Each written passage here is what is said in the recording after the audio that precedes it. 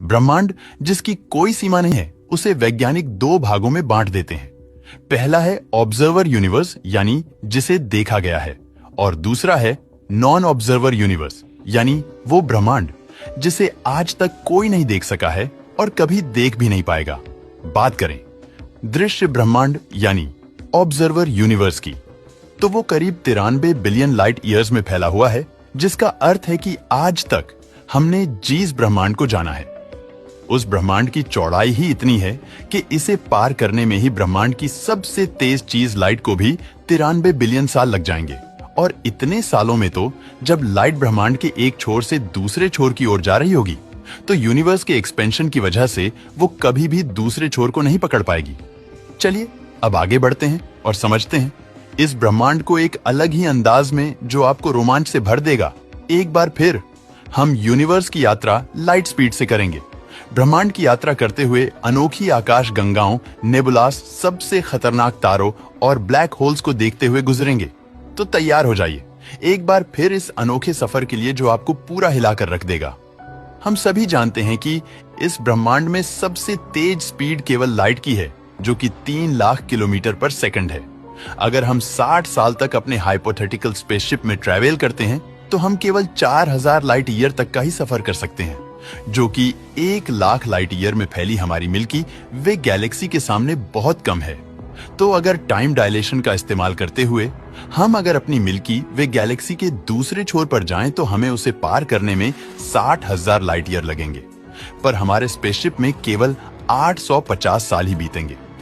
इस तरह जब आपके स्पेसशिप में 990 साल बीतेंगे और पृथ्वी पर 70,000 साल बीत जाएंगे, तब आप पहुंचेंगे हमारी मिल्की वे गैलेक्सी की दूसरी सबसे नजदीक Galaxy Sagittarius dwarf elliptical Galaxy में, जो कि पृथ्वी से 70,000 लाइट ईयर दूर है।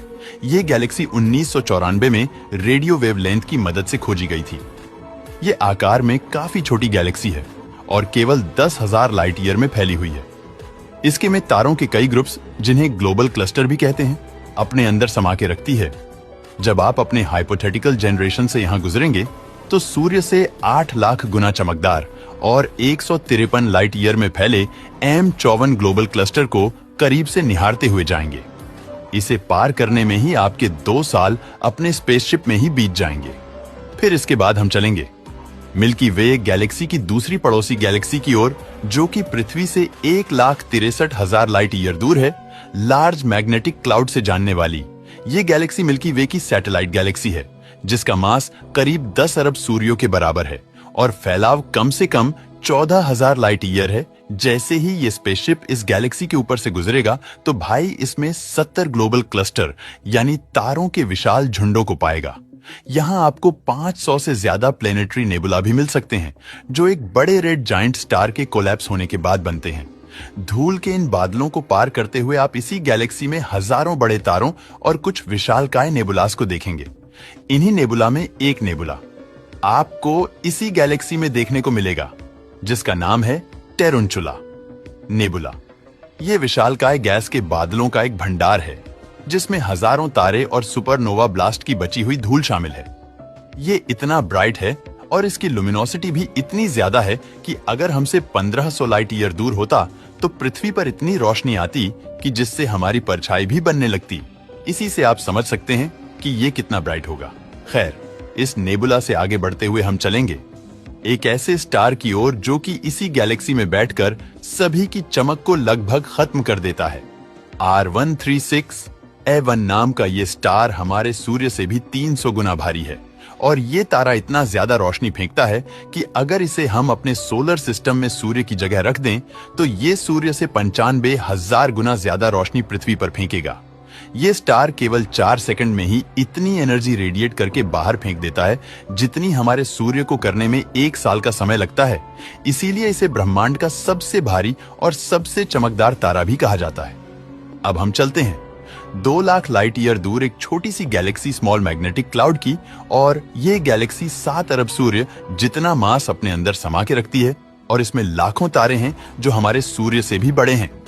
ये ड्वार्फ गैलेक्सी इस समय बहुत तेज स्पीड से हमारी गैलेक्सी की परिक्रमा कर रही है, और कंप्यूटर सिमुलेशन के मुताबिक आने वाले 2.5 अरब सालों में शायद ये गैलेक्सी हमारी मिल्की वे से भी टकरा जाए।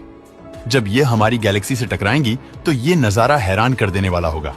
ये गैलेक्सी मिल्की वे गैलेक्सी के कई स्टार्स को उसमें से निकालकर बाहर भी फेंक सकती है। अब हम अपनी यात्रा को और आगे बढ़ाते हुए जाने वाले हैं, उस जगह पर जिसे वैज्ञानिक ने 2007 में टेलीस्कोप की मदद से ऑब्जर्व किया था। पृथ्वी से 7 लाख लाइट ईयर दूर इस चीज में तब 82,000 तारे देखे गए थे, जो कि ब्रह्मांड की उम्र के लगभग बराबर ही थे। गहराई से देखने पर वैज्ञानिक ने इस चीज को ड्वार्फ गैलेक्सी माना और इसे लियो भी नाम दिया। दोस्तों, इस वीडियो में इतना ही हाइपोथेटिकल स्पेस ट्रैवल वीडियो कैसा लगा? कमेंट करके जरूर बताना।